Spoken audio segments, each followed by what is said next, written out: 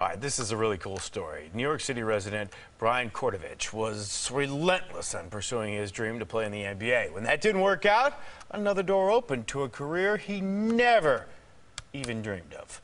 Tina Savasio has that story.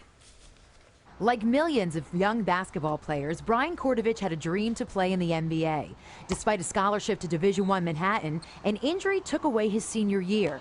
Kortovich went undrafted. My goal is always to play in the NBA. I had a couple of series of setbacks. I tore my ACL my senior year in college, kind of set me back a few years. At 6 foot, Kortovich has a great handle and can shoot with distance. These skills earned him tryouts in NBA camps, including the Knicks and Nets, but none resulted in contracts. So Kortovich took his talents to Harlem's famed Rucker Park. It took a while. It wasn't always easy for me to get on. You know, a white guy from Cleveland, 6 foot, not growing up in the hood, the Bronx, Queens. A lot of these teams are all guys based here in New York City, and I was unknown.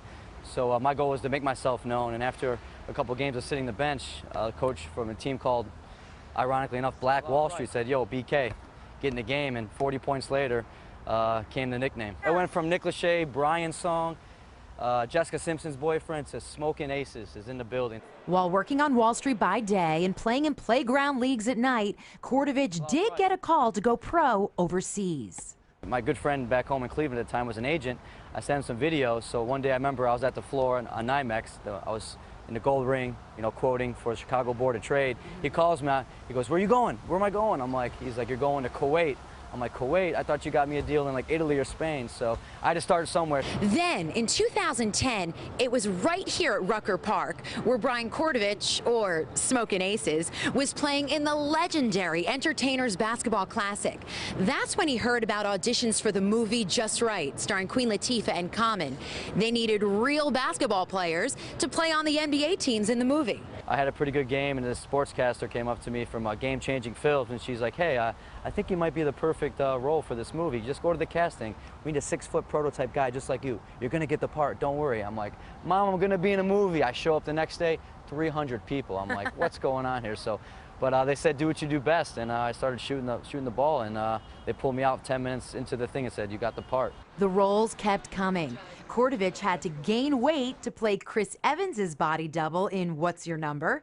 And this past summer, Brian's wearing a wig and fake sideburns as Bill Hader's double in Trainwreck, where he faces NBA megastar LeBron James one-on-one. We were filming the next scene, and Judd Apatow, the director's like, "Brian, warm up. We got to get you ready. We're behind schedule." And he saw me shoot like maybe 30, 40 NBA threes in a row. And then the next scene, there was a 2-minute break. I went up to him. I said, "Hey, LeBron, best out of 5 steak dinner? NBA 3? He goes, "Nah, man. I just saw you make 40 in a row. Why would I do that?" Kortovich says his NBA dream is still alive, and teams are showing interest. I always had a dream. When I was 9, 10 years old, my father passed away, and from then I always just made goals out of life. I saw how hard my mom had to go through from that, working 2 or 3 jobs to put food on the table. And for me, I made a vow to myself and to my father to always work hard and follow my dreams no matter what. And in the meantime, Smokin Aces found another lucrative career, thanks to his persistence and love of basketball.